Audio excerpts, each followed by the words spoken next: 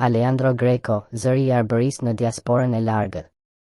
Aleandro Greco, kryepeshkopi ortodoks me origjinë arbëreshe nga diaspora shqiptare në Argjentinë, është ndarë nga jeta më 21 prill 2025. Duke lënë pas një boshllëk të thellë jo vetëm në jetën shpirtërore të komunitetit të tij, por në zemrat e të gjithë shqiptarëve të shpërndarë në Amerikën Latine.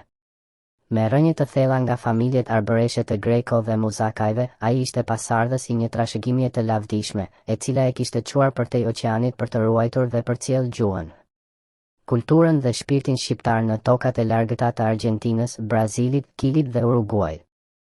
Greco ishte më shumë se sa një klerik, ai ishte një frym, një zemër që rrite për shqiptarët e harruar në diasporë, një ndërgjegje që nuk e harroi kurrë prej nga vinte. I njohur për përkushtimin e tij të pakursyer, ai udhëhoqi kishën ortodokse shqiptare në Amerikën Latine me një frym të ngjashme me atë të Fanolit, duke e kthyer besimin në një urë që lidhte njerëzit me njëri tjetrin, me Zotin dhe me atë dheun. Në çdo mesh, në çdo fjalim, në çdo takim me komunitetin, ai sillte me vete flamurin kuqezi, shqiponjën dy krerëshe, gjuhën arbëreshe të mbajtur me dhëmbë për shekuj dhe mallin për atë dheun që nuk e kishte parë me sytë e vet, por që e kishte mbartur në shpirt si gjën më të shenjtë.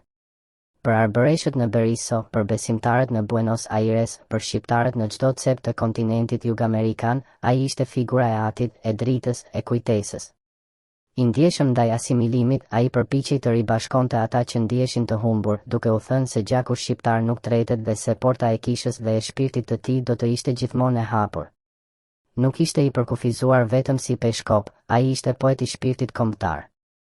Në ceremonitë e tij, gjithmonë të thjeshta e prekse, ku fjalët për Perëndin përziheshin me kujtimet për të parët tan, ai bëhej zëdhënësi i një populli të vogël, por të madh në shpirt që kishte mbijetuar përtej deteve, pushtimeve dhe harresës. Lajmi për ndarjen e tij nga jeta shkaktoi dhimbje të madhe, u përcoll me lot, lutje dhe flamuj të mbështjellë mbi arkivolin e tij. Ceremonia mortore u zhvillua në Çacarita të Buenos Airesit, ku qindra besimtare arbëresh u përkulën përpara një njeriu që u kishte kthyer identitetin dhe krenarinë. Ai la pas një trashëgimi të rrallë, një kishë që fliste shqip, një komunitet që i njihte rrënjët, një mision që frymëzon ende dhe një emër që do të përmendet ndër brezat si ai që nuk pranoi të heshtë, të harrojë apo të asimilohet. Aleandro Greco ishte frymëzimi i heshtur që bënte zhurmë në zemrat e atyre që kishin humbur rrugën. Ai ishte zëri i ndërgjegjes së një populli të shpërndar, por kur të humbur. Ai ishte biri i arbërisë që fliste me gjuhën e Perëndisë dhe që jetoi për të kujtuar botës se edhe larg adheut, zemra shqiptare rrej njësoj. Në emrin e tij tashmë ndriçon jo vetëm një kujtim, por një amanet i madh, të mos harrojmë kurrë se kush jemi dhe nga vim. Qoftë i paharruar emri dhe vepra e tij. Pusho në paqe, hirësi.